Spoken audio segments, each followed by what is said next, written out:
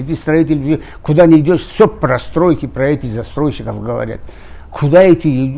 Это все слышишь, знаете, психика как нервничаешь потом. И давление поднимается, и всякие болезни потом начинаются.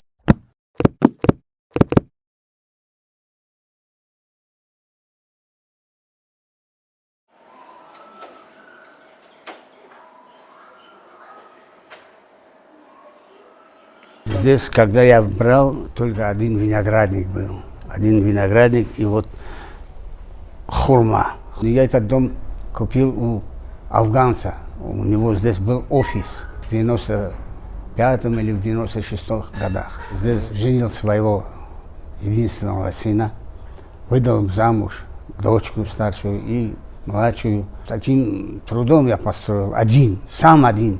Не было у меня никаких строителей. Просто помощнички приходили, там мусор копали что-нибудь, это все. Остальное сам кирпич ложил, чердак сам сделал, все вот это сам сделал. Вот это росла, это посадил сюда, тутовник посадил где-то лет 10 тому назад. Эти цветы старшая дочка, она любитель этих цветов. На работе у себя там. И здесь, вон половина там еще. Вот только сделал, вот это даже обои не успел сделать. Потому что финансы кончились. И вот только что вот это сделал, где-то 10 тысяч самому ушло. Стройматериал. Только потолок покрасить, 10 банок 3-литровые пошли. Это вот я вам расскажу про это фотографии.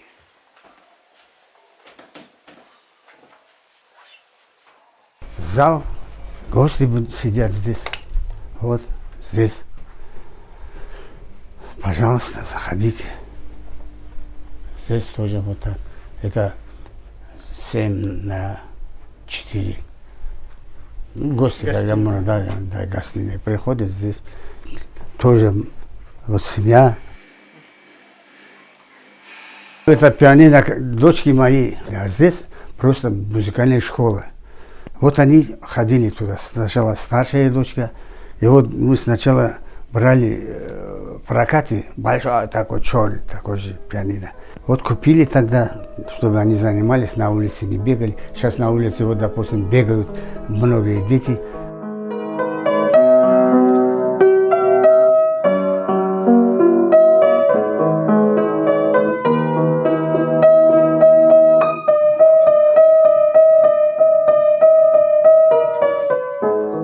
До тех пор, пока это не пришла, эта женщина, она сказала, что вот мы снесем это все, мы построим вам. Я говорю, какую квартиру? Эту коробку, что ли? Ну, эту коробку я возьму. Что, сколько денег надо, чтобы я там отремонтировал и могли мы там жить?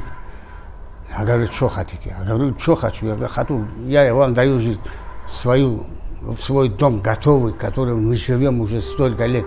Почему я должен взять и поехать, тебя послушать, взять, отдать свою квартиру и идти там жить? Сколько мне осталось жить? Откуда столько денег? Дети работают на свою жизнь. Я пенсию получаю с женой на свою жизнь. Вот эту магазинчик открыли у себя, чтобы эти дети не попадали под машины, бегают туда за дорогой, что-нибудь покупать. Все эти застройки где-то 324. Это достаточно большая. Да, площадь большая.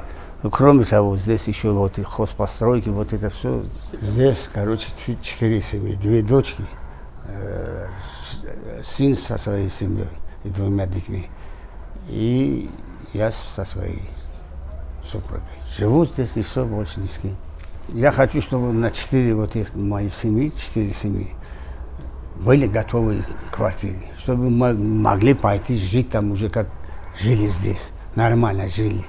И не так, чтобы, как это, там говорят, что пойти, там мы тебе дадим квартиру, там заплатим столько, и там пока живите, мы построим здесь дом, а потом с этого дома вот эти коробки дадут. Я говорю, нет.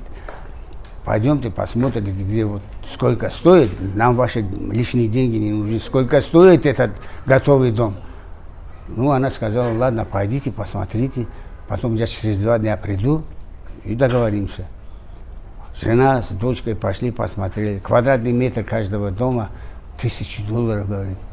Ну, вы видите, вот такую сумму они сами поставили, а когда мы говорим, что вот нам тоже надо же такую же, вот эту сумму, дайте, чтобы мы могли готовые купить. Она не пришла. Говорит, у меня денег нету, я не могу дать деньги. Говорит, давай половину тогда. Это тоже не то. Эти строители, куда не идешь, все про стройки, про этих застройщиков говорят. Куда идти? Это все слышишь, знаете, психика как нервничаешь потом. И давление поднимается, и всякие болезни потом начинаются. У меня не было давления, никогда не было давления. Потому что уже в войне я участвовал в милиции, когда работал. Я видел это все, хозяйство. У меня столько нервов, чтобы испортились, такого не было. А то, что строят, это очень прекрасно. Город наш очень красивый стал. А раньше было он 3-этажный, 4-этажный, а сейчас вон такие высокоэтажные дома. Очень красиво. Любой гость, который приедет из-за рубежа, увидит.